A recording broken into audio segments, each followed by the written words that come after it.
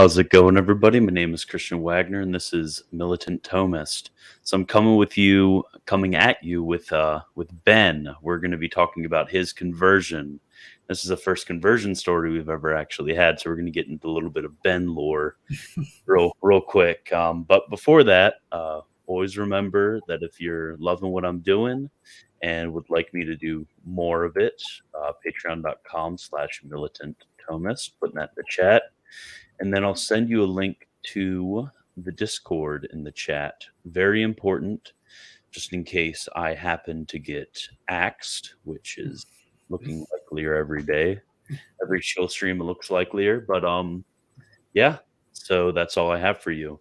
So I'm gonna let you dive right in, Ben. Tell us about yourself, your background, your conversion. I'll ask questions throughout, but this is all you, man. Awesome. Cool. Well, yeah, thanks for having me on. Really appreciate it because I don't think I've ever really spoken about my conversion. I did an article like 2 or so years ago that documented it, but I've changed a bit since then. So I think it's good to get that out there. So basically, I was raised in a Lutheran family. And I wouldn't call it a nominally Lutheran family because when I was a younger child, like very young, like preschool, kindergarten type thing, we'd regularly go to church because I went to preschool at the church that my parents raised me in. So like I would go to Sunday school, I learned about the Bible, God, Jesus, all of these things growing up. But my parents, they weren't really, we're Lutheran. They weren't really familiar with the idea that the denominations are different. And so I actually ended up going to a Baptist catechism type thing when I believe this is elementary school. And it was called Awana. I'm not sure if that's just a Midwest thing or if that's an across the United States thing, but it's basically catechism class for Baptist children. And so that's where I got a lot of my, I guess you could say, theological education as a small child. So I was taught, things like the sinner's prayer. And I remember the context in which that actually happened. It was, I had to be 5 or 6 years old, or maybe 7, something like that. And the guy who was talking had up this picture of a kid who was our age, 5, 6. And he said that this kid's parents, they were atheists and they died in a car crash. And so this kid right now is burning in hell.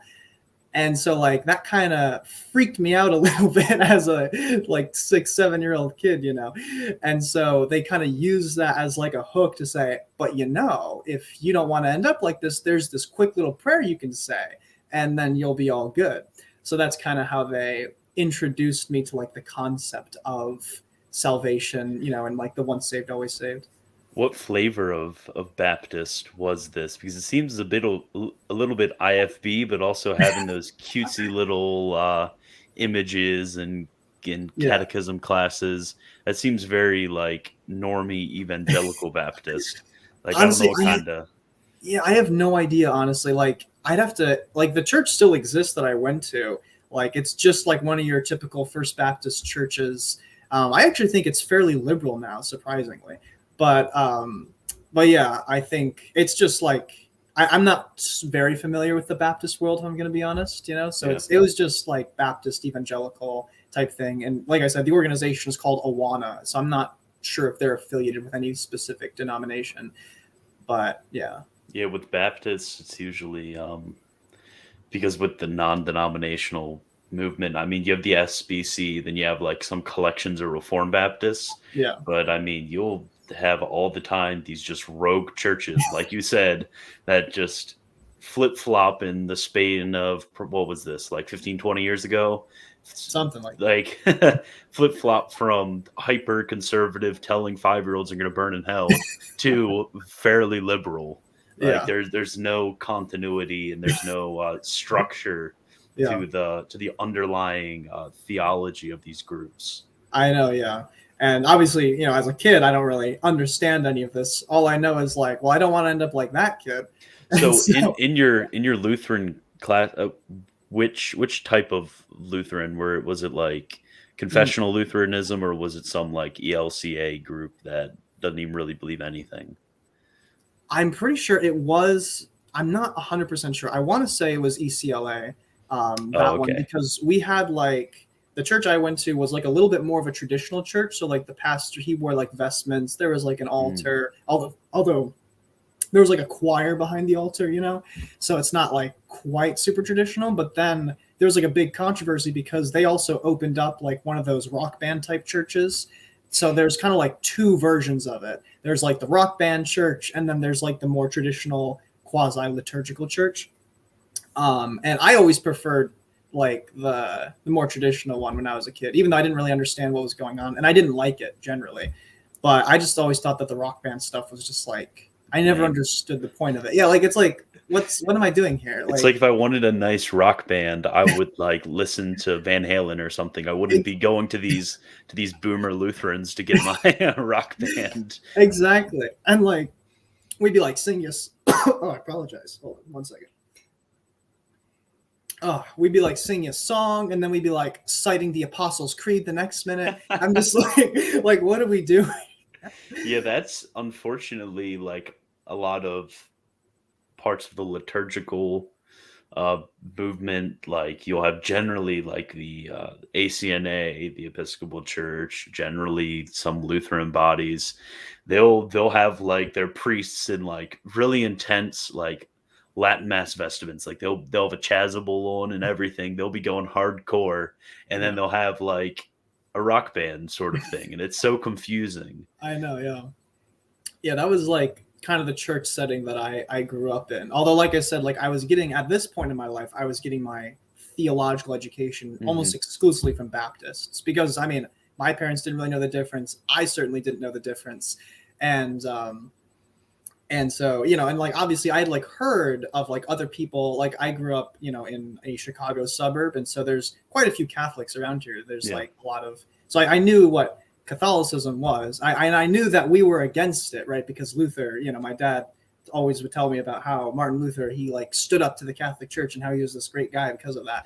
Like, but that's really all I knew about the differences between denominations. That there's So like like it didn't like phase your parents or anything like did they have you baptized? Did you get confirmed or anything like that? yeah. So I was baptized as an infant, thanks be to God, in a valid way, and so my parents, even though they weren't super familiar with like the nuances of theology, they still like raised me. They definitely wanted me to be a Christian because, like I said, they would send me to these Baptist schools. They also sent my sister and I to like a couple Baptist like summer camps, which we loved because they were kind of fun, to be honest. I liked Yeah. them. Um, and they actually but not to get ahead of myself, but basically, one of the things that really disillusioned me from like Christianity as a kid was this whole idea of evolution. Because I was like Yeah. raised like I was like most little boys, I was obsessed with like dinosaurs and stuff.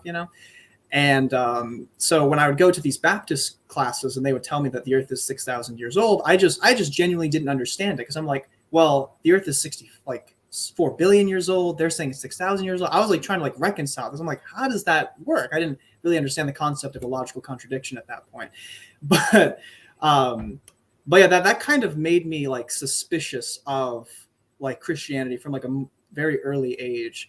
And so by the time my parents wanted me to go to catechism class because Lutherans do catechism by like middle school, Hmm. um, I had already become an atheist. And yeah, so but I did end up doing catechism class. But I could discuss a little bit about how I became an atheist if you Okay, yeah, that seems like the next logical point after this shady Lutheran upbringing. yeah. So like I said, I mean, like I had that experience like with like the whole 6-year-old child burning in hell type thing, which kind of like made me a little bit like it just didn't quite sit right with me at that young age. And then also this whole idea of like evolution and science, because my dad is a biologist, my mom's a teacher, so like my parents raised me, believing this evolution stuff. And so I like always read these books about dinosaurs and stuff. So when I'd go to like these Baptist schools and I'd hear Earth is 6,000 years old, I'm like, this doesn't seem quite right. But I never knew what atheism was as a kid. The only time I had heard about it was when my mom was telling me how she believes that everyone goes to heaven except atheists because they don't believe anything happens after you die. And like I vividly remember that. And I'm like, I was like confused that there were even people out there who believed that nothing happened after you died. I'm like, what do you mean there are people who don't believe anything happens? Like, of course something happens. You like go to heaven or something, like that. I didn't know what like an atheist was. And so I never actually met an atheist until I got to middle school. And I remember how it happened. I was like on the school bus and I like sat down next to this kid who later became my friend.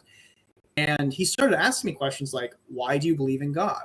And like until that point, no one had ever asked me a question like that before. So I had never really thought about it. And like he asked me like, are you a Christian? Why do you believe in God? This kind of stuff.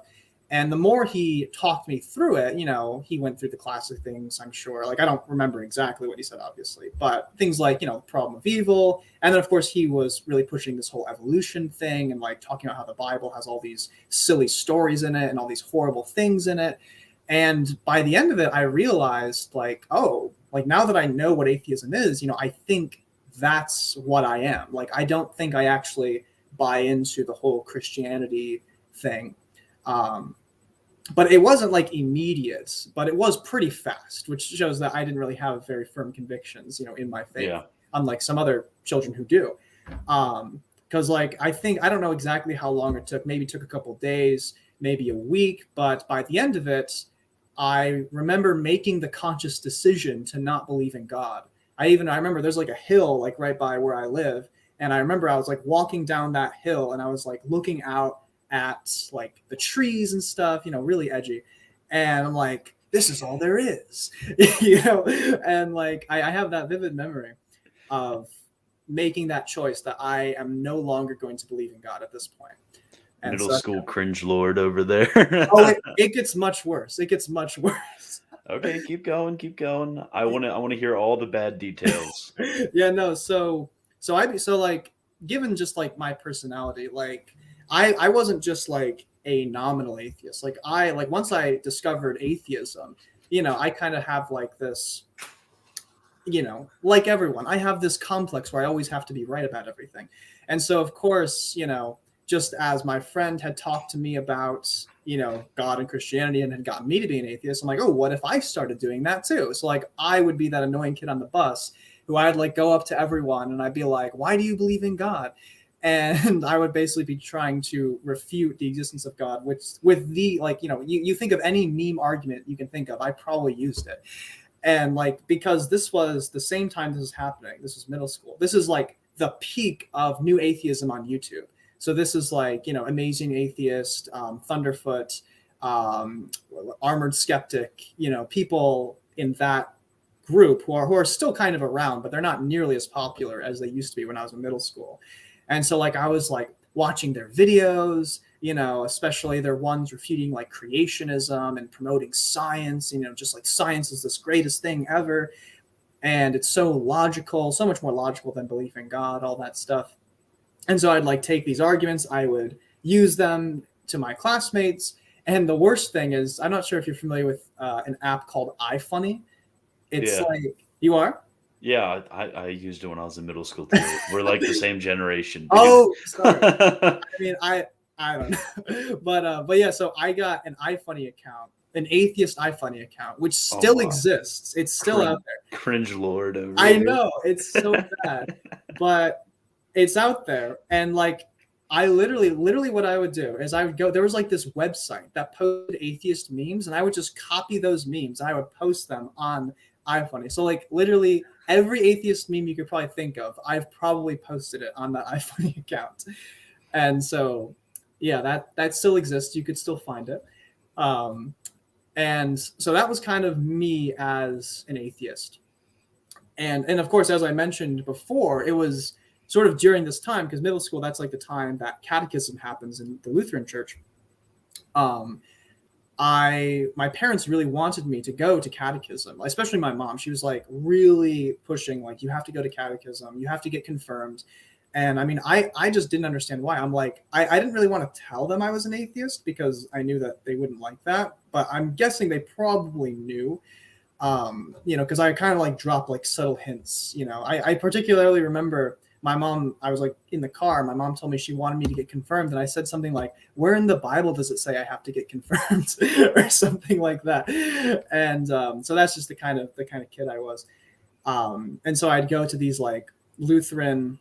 So I did end up going to Lutheran catechism class. And I went to that for several years. And I just remember, they do like a lesson, and then they'd be like small group where you'd like discuss it and all that. And I would just be like the most obnoxious, toxic person, just like, oh, this is all nonsense. Like, I don't believe any of this. You're all stupid. Science is all that there is. God isn't real. Like that kind of stuff was me in middle school. But I did actually end up getting confirmed, and it's still like, it's terrible why I did. I did it for money, and that's it. The only reason I got confirmed was because my parents told me that, if you get confirmed, all your relatives are going to give you all this money. And so that's literally the only reason why I got confirmed, not because I actually believed anything. Like reverse simony right there. Exactly. I know, it was, yeah, that's a good way to put it, actually. So I technically officially became Lutheran because I was confirmed when I was in, I believe this was probably 8th grade. So like just towards the end of middle school is when I ended up getting confirmed. And so then by the time I get to high school, I feel like, I've kind of like beat religion to death. Like I'm just like, it's just like a dead horse for me at this point. It's just kind of boring, like I've argued with all these Christians on iFunny, and I know everything there is to know about this, and so why even discuss it anymore? And so that's when I discovered the wonderful world of politics. And so, oh gosh, it gets worse. I know it's progressively worse. And so I remember, so now I've moved from iFunny to Instagram. And so like I remember I came across on Instagram a video by an ANCAP arguing for why taxation is theft. And so like I watched this like 10-minute video. I think it was by I think the guy's name's like Larkin Rose or something like that, if you're familiar with him. He's like this kind of cringy guy. I had my own phase. Oh yeah. A lot of people I suspect do. But I like watched this video, and I'm just like, yeah, man, taxation is theft. That makes a lot of sense. And so I started this Instagram account where I had it was like a libertarian account. Then it became an ANCAP account. And of course, this whole time I'm an atheist, right? For those who are wondering, ANCAP, that means anarcho-capitalism. It's a really intense version of libertarianism, if you're wondering. Yeah, it's basically like, we can replace the state with capitalism, just pure free market. Of course, they would nuance it more than that, but because there are some serious defenders of it, but not many. So I don't want to just totally dismiss it. Read Murray Rothbard if you were curious. Exactly, yeah. Read The Privatization of the Roads. That's on Mises.org. But yeah, I became pretty into the anarcho-capitalist world, because then I sort of made instead of arguing about religion, I started arguing about economics and politics and funnily enough, I still was arguing about ethics because anarcho-capitalism is a very ethical based system with the NAP and everything. And so I actually ended up making some moral realist arguments without even really realizing it. Yeah. Even though I didn't believe in God, I was atheism kind of just became the standard. Oh yeah, of course I'm an atheist. That's just taken for granted. But I was trying to figure out my identity beyond atheism at this point. And so that's why I was pretty into the anarcho-capitalist world on Instagram. But if you want my my background as an ANCAP cringe lord, when I was, gosh, this must have been freshman year of high school. Yeah, I would wear this pin around. Oh, no. And the pin said taxation is theft, and I would wear it around as a freshman in high school. Everywhere I went, every single day, I'd wear that pin around. And I still have a shirt from that period of time that says taxation is theft on it, and I'll still like wear it as a nightshirt or something. Oh my gosh, that's awesome. I don't think I ever got any ANCAP merch, but Oh, I was big into it. yeah, luckily, but I did get some other merch because after I was an ANCAP, I did a complete 180 and I became a Marxist. Like I'm not totally sure exactly how this happened, but I think it just came from like reading just a lot about Karl Marx and like economic theory. You're just attracting all the most cringe ideologies. I mean, hey, God works in mysterious ways. And so yeah, I became a Marxist, and so like this is like the same Instagram account. I changed it from from like an ANCAP account to a Marxist account. So of course I had a lot of haters because of that. People were like, "How dare you abandon the ideal of anarcho-capitalism and becoming one of the enemy?" And so yeah, so I was a Marxist, and interestingly enough, I actually became somewhat popular in the Marxist community. Because not only was I was like a niche kind of Marxist, because the left is incredibly sectarian, and so there's like so many different varieties of Marxism and leftism and communism, socialism out there, that I ended up becoming one of like Marxism's already cringy, but I became like one of the cringiest kinds of Marxists you could be, and I became a Marxist-Leninist, which is like I'm sure you're familiar with what that is. But it's basically like, it's like the ideology of the Soviet Union, and, this idea that like Stalin was this great guy, Mao was this great guy. And yeah, it was very cringy. And I actually had a YouTube channel. It is actually the same channel as my current channel. The videos are just privated, where I was uploading like Marxist content. And Marxist propaganda on your YouTube channel. Literally, that's what it was. It was Marxist propaganda. And I probably wouldn't have had a problem calling it propaganda either. Was your room in your parents' basement or something like from all of these ideologies? No, but I did actually, funnily enough, I bought a North Korean flag and I hung it up in my room, and my parents got so mad at me when I did that. And they like had like a talk with me about it. North Korean. Yeah, don't worry, I've since completely discarded that, but yeah, I was like that cringy of a Marxist, and yeah. Okay, so what is this, about late high school now? This would be like sophomore, getting into like early junior year of high school. Yeah. Okay, let me see actually if there's any questions in the chat. I don't want to have them all clog up for the end. Okay, so what is the iFunny account name? Oh no. I mean, I'm pretty sure I have it actually. You don't have to say if you don't want to. I mean, it's yeah, maybe I should. You can private message me if you want to know it. Okay, and then also, where in the Bible does it say that I have to be confirmed a based Bible alone? Oh yeah, I mean, I was a Bible alone atheist. Yeah.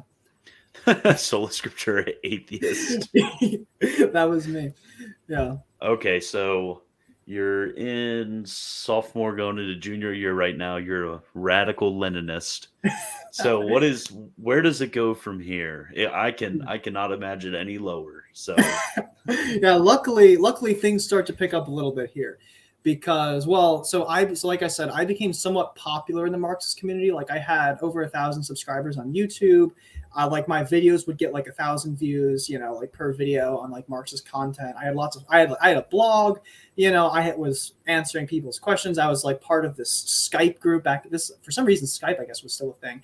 And so we were part of this Skype group. And I even went to like a socialist conference in Chicago. Paid $50 for it, by the way. Socialist conference. I know, what the heck. $50. And I was even like meeting up with like some of my online friends there. So like I was like really into this world. But then this would enter my junior year of high school. And, cliche as it might sound, I met a girl. And she was like a foreign exchange student. And so I became very, like I as you can probably tell, I was not the best with the ladies up until this Well, point. you were a Marxist, so I mean, I know. But so like this was like my first time actually like having I wouldn't call it a relationship because like it was only like, a short exchange program thing, yeah, but like we like, got along very well and it went very well. But turned out, she had a boyfriend the whole time, plot twist. And this kind of sent me into like a very, like depressive state. Like I wouldn't say like I had like depression, I wouldn't use that term, but like I was very upset over it because like it was my first time really experiencing, I guess you could say, heartbreak of sort. And so it just left me like in complete despair, and I was just like sad all the time. I couldn't get motivated to do anything. Certainly, I couldn't get motivated to like, it's not like my ideology was like helping me through any of this. Like, yeah, saving the proletariat, that's going to help me out of my current depressive state, yeah, And so like it really opened me up to questions that I had previously like dismissed about God and Christianity. And so I think this was probably the first time since I was a kid that I actually prayed. And I was like crying in my room and I just like prayed to God, who I didn't even believe in, but I said, if you're there, please just help me. Like, please just help me stop being so like in agony, like just make my suffering end, even if that meant like striking me down or something. Of course, I was never like suicidal, of course, but there were things like that in my mind. And so not so this is like this is 2017. This is like towards the end of the year 2017.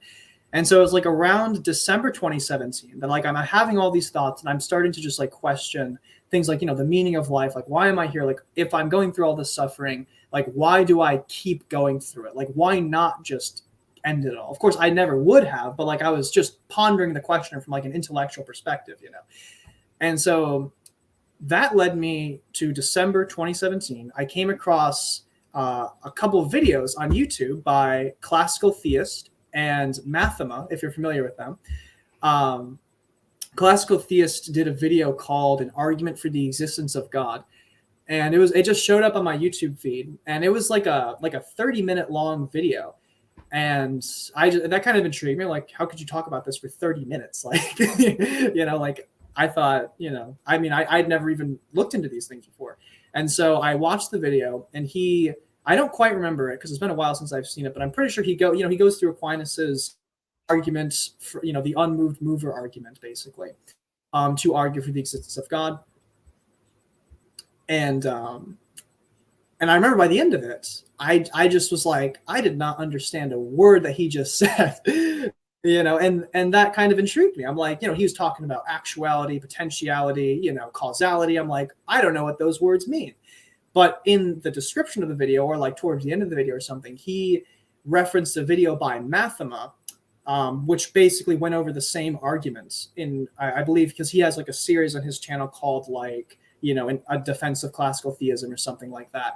And in like one of the first videos called like the cosmological arguments, he goes through Aquinas's argument for motion in really good detail.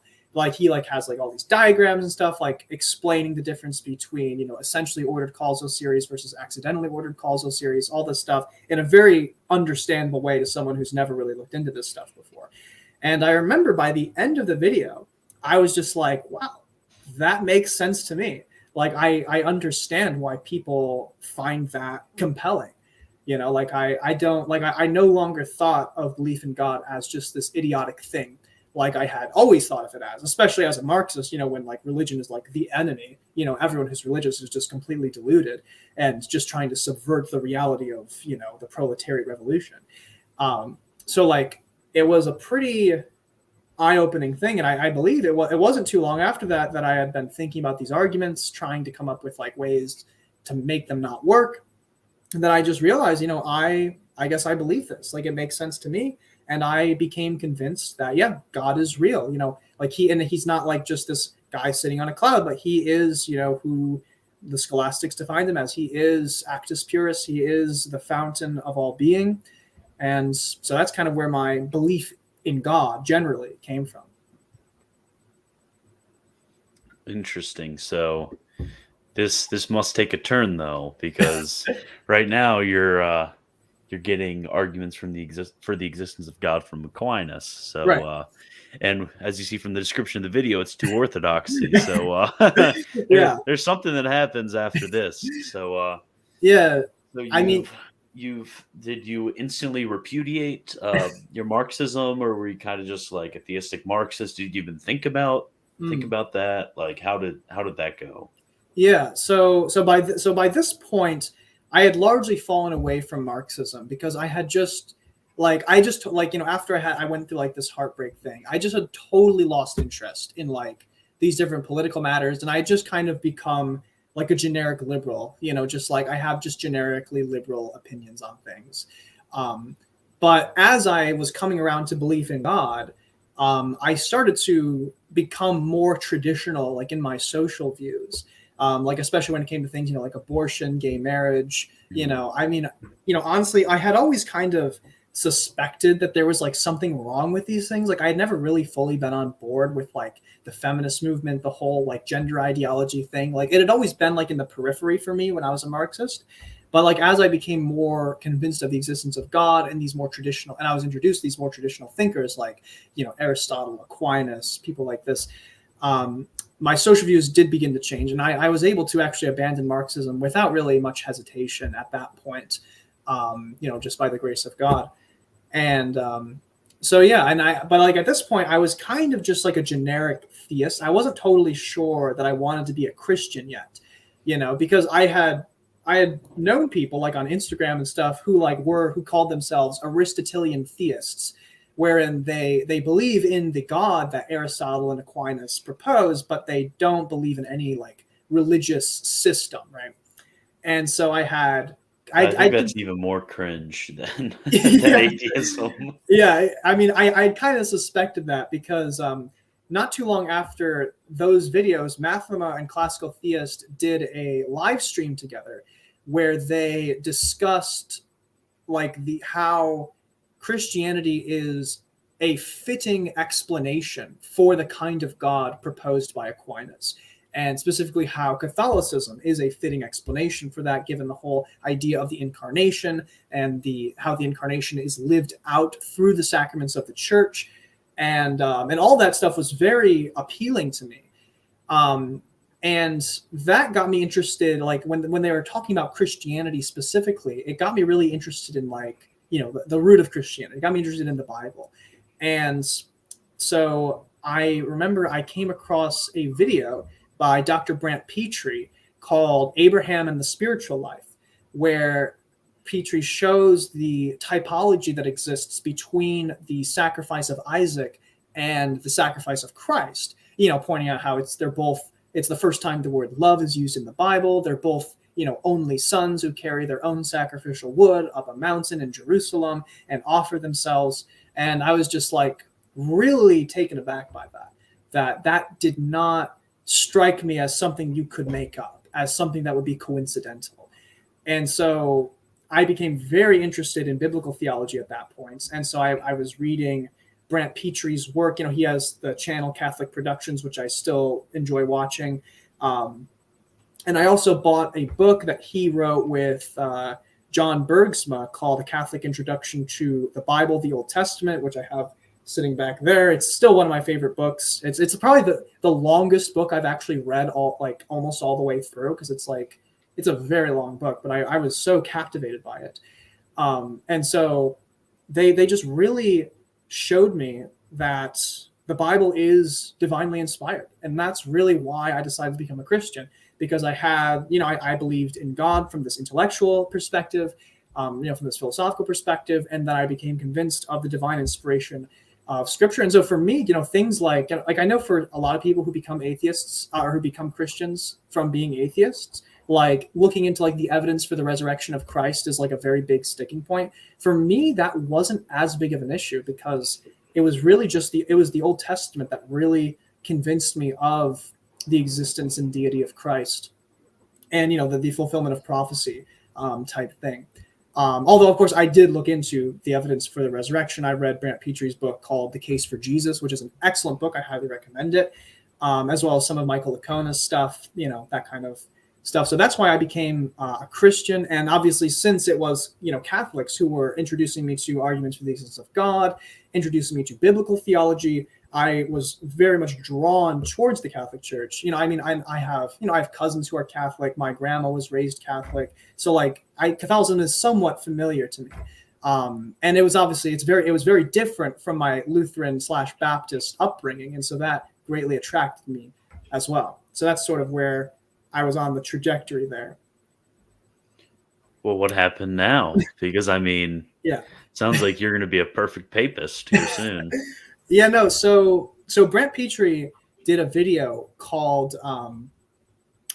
something like it. Like he did it about the papacy, where he was arguing for the papacy from a biblical theological perspective. From Matthew 16, going into what does it mean to bind and loose, all this stuff. And so I really became convinced of the papacy from a biblical theological perspective. And then, of course, I was introduced to Eric Ybarra and his website. So I read a ton. I read almost everything Eric Ybarra wrote on his website, this is at this point, we're in 2018, 2019 type thing. But it was actually through looking into Catholicism that I discovered what Orthodoxy was, because obviously if you're reading through a website like Eric's, you'll come across the other side, the Orthodox side. But I never really found it compelling at first, because it seemed to me a lot of the popular Orthodox apologetics really, and I still think this, a lot of them just totally dismiss the case for the papacy from the first millennium, and I just didn't find it compelling. I'm if you're saying that there is absolutely no sense in which the Pope has primacy, all you have to do is read the Fourth Ecumenical Council, where St. Leo is called the Archbishop of all the churches, or the Seventh Ecumenical Council, where Hadrian is called, the head of the church. If you're saying stuff like calling someone the head of the church is heretical, how does that even make sense? So I was really put off from Orthodoxy at the beginning.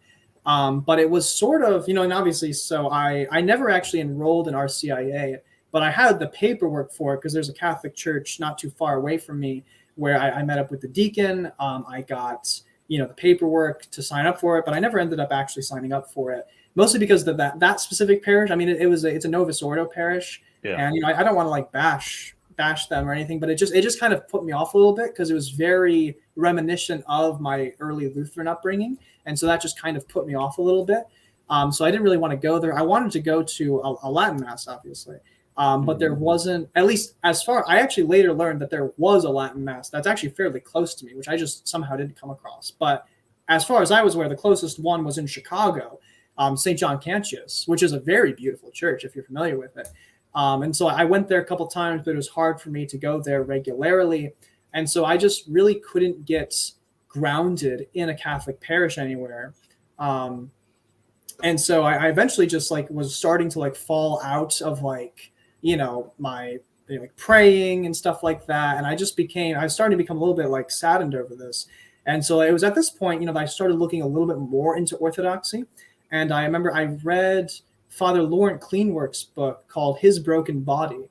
And that was the first book by an Orthodox theologian I'd read that really made me understand that the Orthodox interpretation of the papal, the papacy in the first millennium is not completely incoherent. I wasn't fully convinced by it, but I realized at least there was another plausible explanation for all of this stuff, which I realized I had to consider. And but yeah, so that was that's sort of what drove me to the shift.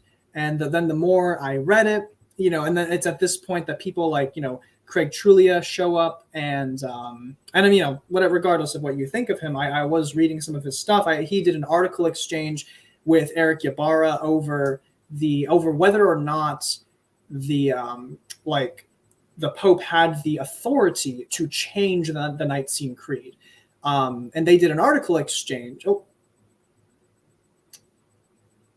hello. Oh, sorry. Oh, all good. I just disappeared for a second. Go ahead.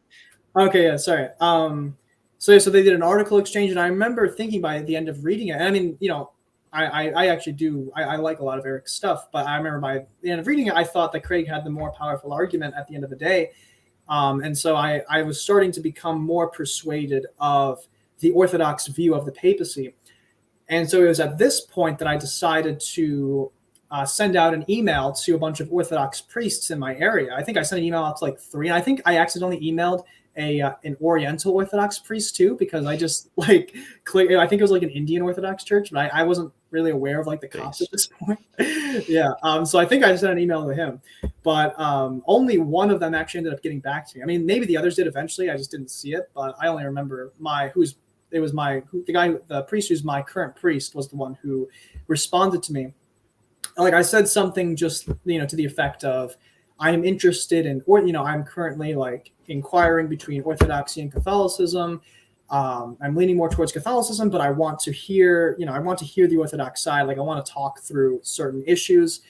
And so I met up with, my priest, and we started talking just about these different issues. And he just sort of introduced me to, the Orthodox view of scripture, of tradition, of, the Trinity, all this stuff. And he told me to read, and like we had like several discussions. It wasn't just a one-time thing. And over the course of several discussions, he eventually got me to read Vladimir Lossky's book, Dogmatic Theology. And I remember reading that, and I found it very, very compelling, and not even in a way that was like contradictory to Catholicism, because I think a lot of what he says is, pretty just standard across the board. Catholicism, different branches of Protestantism could agree to it. But just like the whole way he presented it, in terms of understanding the fall, understanding the nature of man, understanding sin, understanding the church, the sacraments, all that stuff.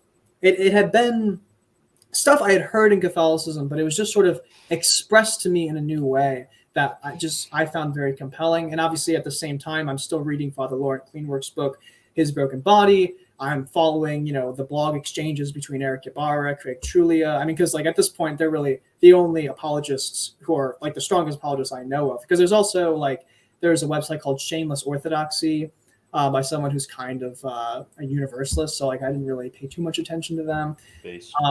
What's that? Based. Yeah. And yeah, so then I just sort of through this whole process, I eventually, I couldn't just remain in indecisive limbo forever.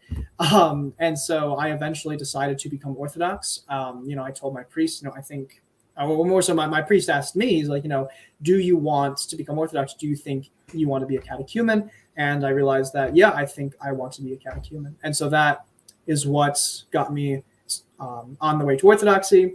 And then I was officially received into the Orthodox Church on April 20th, 2019. So, yeah. Okay, so right now, if anybody has any questions for Ben, you can send them in the chat. So what has happened between 2019 and today? How has your devotion to our Lord grown in the Eastern Church? Yeah, so I mean, I guess I could start with like the more intellectual side, then get into like the more spiritual stuff. From an intellectual perspective, obviously this whole time I'm coming at Orthodoxy, Catholicism from a very intellectual perspective. But the first time I went to an Orthodox liturgy, I was actually able to participate in this liturgy because I had actually gone to an Eastern Catholic liturgy before, except I was treated very poorly, like to the point where people were like making fun of me because I didn't know what to do and all this stuff. And it left a very sour taste in my mouth. And it made me very skeptical of just Eastern traditions generally. Yeah. So I was very hesitant to go to an Orthodox church actually because of this experience I had. But I eventually did go. And so when I experienced the liturgy, it just really made me, I just realized, this is sort of where I belong. And obviously once I got a priest, I was given a prayer rule and that I'm held to it. And so I started praying regularly every night, which of course, I don't do it perfectly, but I had like a routine of prayer, of church and, Vespers, all this stuff. And of course, once I was received, confession has become a very important and fundamental part of my life. I love going to confession. It's just like, it's like you feel so hopeless. Like, how could I possibly get out of this state? And then you go to confession. It's like, oh, how could I have thought that it's boom, you're absolved just like that. It's the most beautiful gift our Lord has given us. And I've grown since then. I've grown in a deeper appreciation of belonging to a church community, of being able to receive the sacraments, and basically trying to practice the virtues in a secular world, because I currently go to a university, which is a very secular university. And so if I did not have that like grounding in a parish and, being under obedience to a spiritual father, like if I didn't have that, there's no doubt I would have apostatized by now.